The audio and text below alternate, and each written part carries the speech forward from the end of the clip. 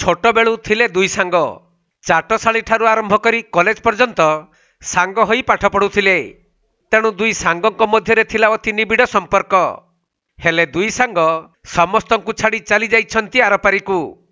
मिलिथिबा सूचना अनुसार मयूरभंज जिला खुंटा थाना अधीन शिलघाटी ग्रामर दास सिंह पुओ छोटराई सिंह और भीम मुर्मू पुओ तपन मुर्मू दुई सांग खुंटा महाविद्यालय को सांस्कृतिक कार्यक्रम देखा जाइथिले। आउ संध्या समय घर को फेरुवा बेले एक मर्मन्तुत सड़क दुर्घटना रे दुई जनकर ही जीवन चली जाइछि। परे ओदुला मेडिकल रे शव व्यवच्छेद कराई दुई सांगंकर मर शरीर पहुंची शिलाघाटी ग्राम रे। तेणु तांको परिवार लोकंको कांद बुबाली रे फाटी पड़िथिला पूरा परिवेश। तेबे एपरि अति दुखद घटना संपर्क में जानिबा परे भुवनेश्वर पूर्वतन डेप्यूटी मेयर भारती सिंह शिलाघाटी ग्राम रे पहुंची दुई दुख संतप्त परिवार को समवेदना जणाइछंती। दुई जन सांग से कॉलेज फंक्शन देखा जाइथिले। तो दुखर विषय दुई जन जाक सांग से गाड़ी एक्सीडेंट रे तांकर जीवन चली जाइछि।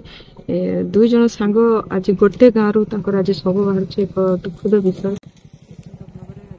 आज एक दुखद समय समस्त पाखे मुझे आज पहुंची थी किंतु सबुठ दुख विषय हूँ दुई जन सांग गोटे स्कूल पढ़ुते गोटे कॉलेज पढ़ुते गोटे सांगे शव बाहर एवं गोटे मशाणी पोड़ा हो जाऊँगी। तेणु आज ये ग्रामर बासिंदा समस्ते दुखरे समस्ते अच्छा एवं निश्चिंत भाव मुझे परिवार प्रभु जगन्नाथ निकट प्रार्थना करी धैर्य दिंतु एवं से माने किभली भाव ये दुख समय से धैर्य रुहतु। तेबे अति दुखद परिवेश भितरे दुई सांगंकर मर शरीर को अंतिम संस्कार पई गाँ निकट मशाणी को निया जाइथिला। आउ समान समय रे गोटिए मशाणी रे ही दुई सांगंकर मर शरीर जुईरे जलिथिला। जो घटना स्थानीय अंचलर लोकंकु स्तब्ध करि देइछि। से दुई बंधु छोटराई और तपन से पिला दिन पाठ पढ़ुते एका सांगर समय बिताउते से एभली गोटे एफेक्शन भर थिला से कहीं कहीं दुख देखु न समस्ते परस्पर भितर बहुत बुझामणार पड़ी चलते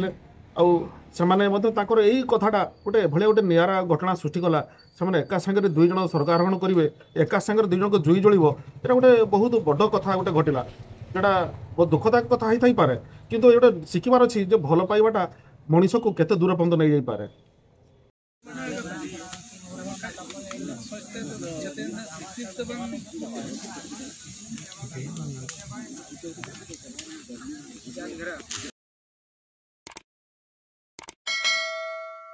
मयूरभंज जिला उदलारू राजीव कुमार बेहेरा रिपोर्ट, कोणार्क लाइव।